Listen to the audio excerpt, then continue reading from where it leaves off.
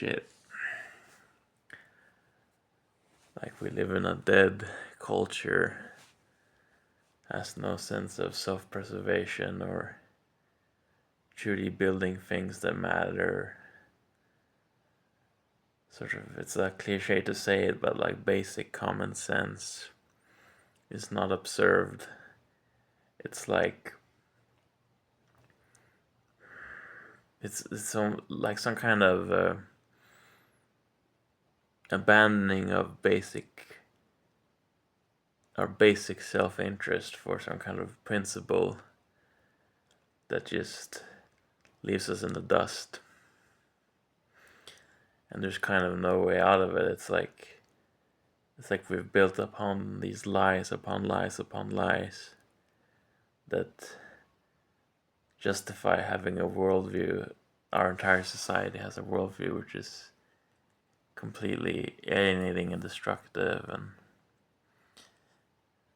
just can't survive in the long term and suffers a lot in the short term.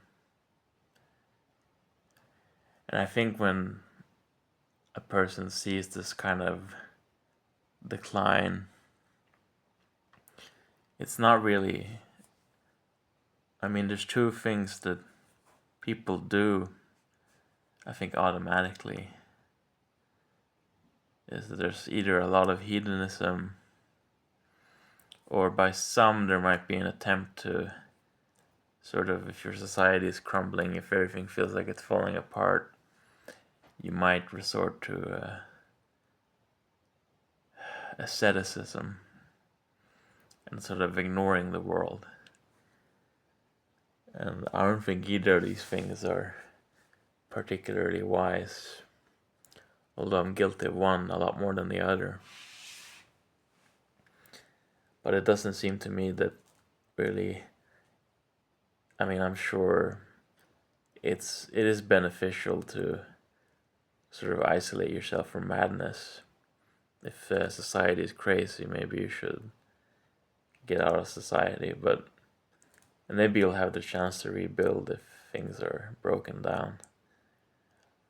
But I really don't think that there is some, maybe there's a lot we can do, but there is some necessity of, you'd think people would at least try to take action to counteract what's been going on. I feel like I have to talk in all these euphemisms, or not euphemisms, but coded language, because this is YouTube, and I think everyone knows what I'm referring to. We all know it deep down what's going on, but we can't really talk about it. And we certainly can't talk about it with people we just meet, daily. Most people, they think you're crazy for talking about this kind of stuff. So seeing that because things in their mind it's just going up and up and up. And if it's going down, it's like it's going down because people are noticing it going down. Like, you're not supposed to notice things sucking. So it's strange, and you can't know if someone's gonna have a freak out if you mention what's been going on in our countries. You can't trust that they can handle the truth, as they say. So it's fucked, And I don't advocate violence or anything like that, so don't get the wrong idea, but it's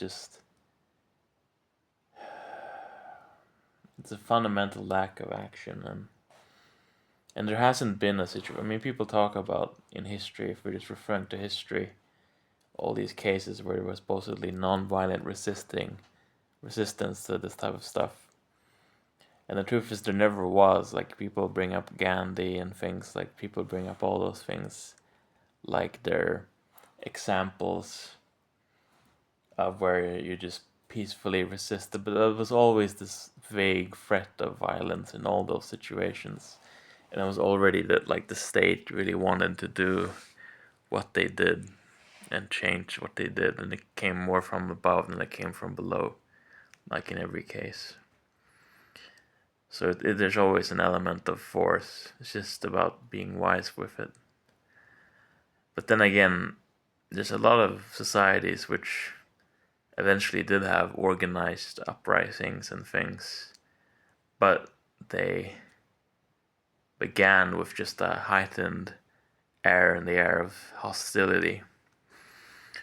So I think there's a lot of violence before we get organized violence. I'm not saying that's a good thing or that should happen. I'm saying that's like history. That's what happens. Just people, on the fringes. I'm like that. People on the fringes who will act, you know. And I think if you had an entire society that did that, like let's say every man in this country, if they all decided to act, then of course it wouldn't be.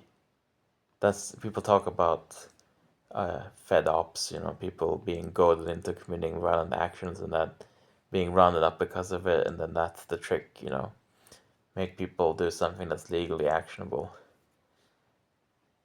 But the truth is, if I think they do fear too much of that as well, like they want to make people not too angry, because angry crowds, not that they spontaneously do everything, but angry crowds historically can be very unstable and can lead to unpredicted outcomes for the people who hold power. I think once you got a mob, it's not necessarily that it takes that much to make it do what it has to do, at least if the mob is hungry and angry enough. But I guess we'll find out.